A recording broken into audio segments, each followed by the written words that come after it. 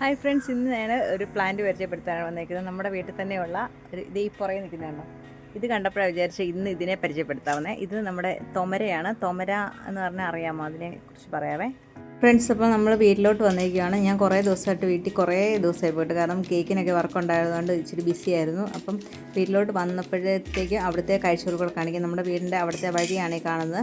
ഇവിടെ ഫുള്ള് മരങ്ങളും ഒക്കെ ആയതുകൊണ്ട് ഫുള്ളൊരു വനം പോലാണ് തോന്നിക്കുന്നത്. ഇവിടെ പാവലൊക്കെ നന്നായിട്ട് ആയിട്ടുണ്ട്.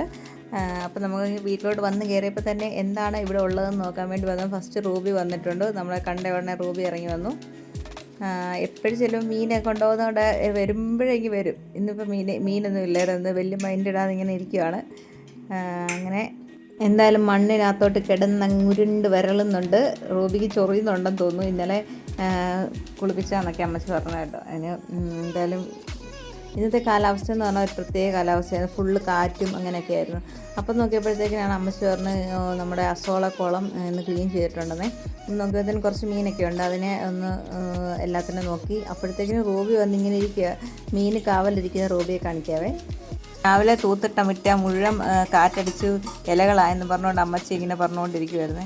ഇന്ന് ക്ലീൻ ചെയ്തേ ഉള്ളൂ. അപ്പോൾ അസോളൊക്കെ എടുത്ത് മാറ്റിയിട്ടുണ്ട്. അപ്പോൾ നല്ലതായിട്ട് മീനെ കാണാം. അത് ഇങ്ങനെ നോക്കി നോക്കി മീൻ അനങ്ങുന്നത് നോക്കി ഇങ്ങനെ കാവലിരിക്കുകയാണ്.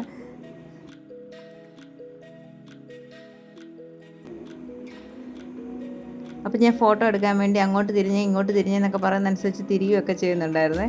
അപ്പോൾ ഇങ്ങനെ പറയാമായിരുന്നു, നമ്മൾ പറഞ്ഞ അനുസരിക്കുന്ന പോലെ ശരിക്കും തോന്നി. അങ്ങോട്ട് നോക്കാൻ പറയുമ്പോൾ അങ്ങോട്ട് തിരി, ഇങ്ങോട്ട് നോക്കാൻ പറയുമ്പോൾ ഇങ്ങോട്ട് തിരി. അത് അമ്മച്ചി വന്നിങ്ങനെ പറയുമായിരുന്നു. അങ്ങനെ നമ്മൾ ടാങ്ക് നല്ല ക്ലീനായിട്ട് കിടപ്പുണ്ട്.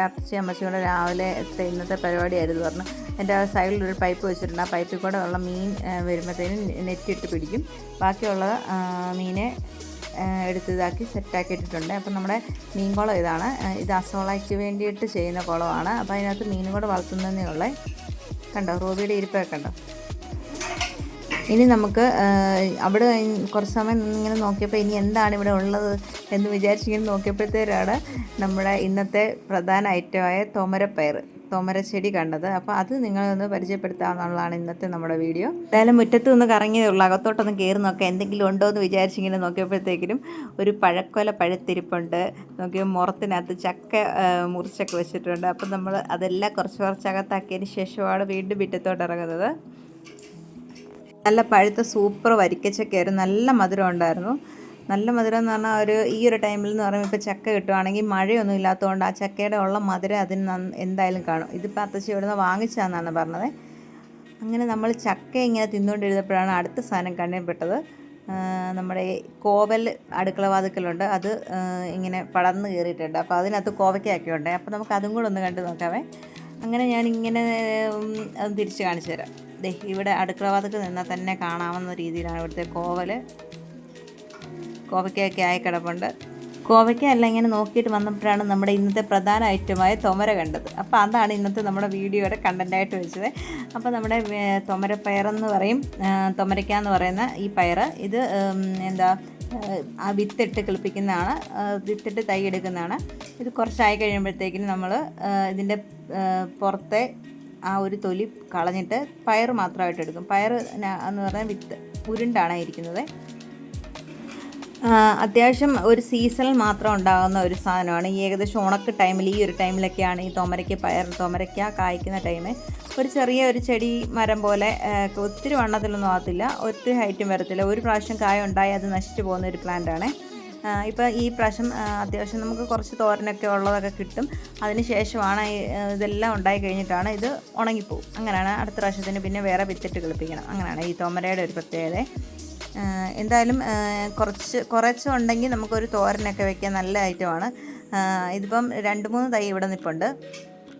ഏകദേശം ഒന്നിച്ച് ഇതുണ്ടായില്ലെങ്കിൽ കുറച്ച് ഭാഗം മൂത്ത് പോകും. ഇത് ഇപ്പോൾ ഈ മോള് കാണുന്നത് നല്ല മൂത്ത തൊമരപ്പയറാണ്.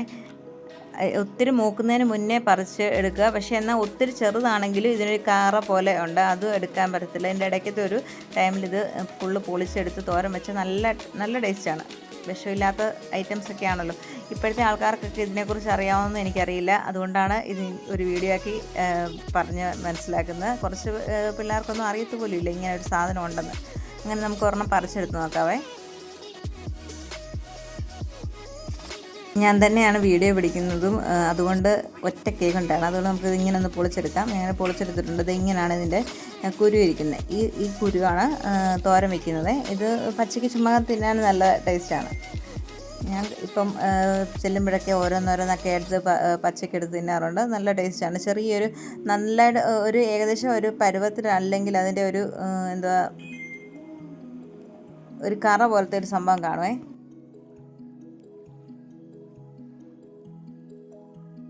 അതിൻ്റെ ഒരു ഉരുണ്ട ഒരു വിത്തെടുത്ത് കഴിച്ച് നോക്കാം. ഇത് കറക്റ്റ് പരുവത്തിലുള്ളതായിരുന്നു. നല്ല ഇതായിരുന്നു. അപ്പം മിക്കവാറും സമയത്ത് ഞാനിത് കാണുമ്പോഴൊക്കെ പറിച്ചെടുത്ത് തിന്നാറുണ്ട്. ഏകദേശം മൂത്തതാണെങ്കിൽ മാത്രമുള്ള അത്ര ടേസ്റ്റ് കിട്ടത്തുള്ളൂ കേട്ടോ. അപ്പോൾ ഫ്രണ്ട്സ്, നമുക്കിത് വേണമെങ്കിൽ എടുത്ത് തോരൻ വെക്കാനായിട്ട് നല്ലതാണ്. ഇതിൻ്റെ വിത്തിട്ട് പുതിയ തൈകൾ ഉണ്ടാക്കിയെടുക്കാം. ഈ ഒരു ടൈമിലാണ് കൂടുതൽ ഇതുണ്ടാകുന്നത്. നല്ല ടേസ്റ്റുള്ളൊരു തോരനാണ് ഇത്. സാധാ പയറൊക്കെ തോരൻ വെക്കുന്ന പോലെ തന്നെ തോരൻ വയ്ക്കാം. അപ്പോൾ ഫ്രണ്ട്സ്, ഇന്നത്തെ നമ്മുടെ വീഡിയോ ഇഷ്ടപ്പെട്ടിട്ടുണ്ടെങ്കിൽ ഒന്ന് കമൻറ്റ് ചെയ്യുക, ലൈക്ക് ചെയ്യുക. സബ്സ്ക്രൈബ് ചെയ്യാത്തവരുണ്ടെങ്കിൽ സബ്സ്ക്രൈബ് സപ്പോർട്ട് ചെയ്യണേ. അടുത്തൊരു വീഡിയോ കാണാം. അതുവരേക്കും bye Shijana Shamon. Thanks for watching.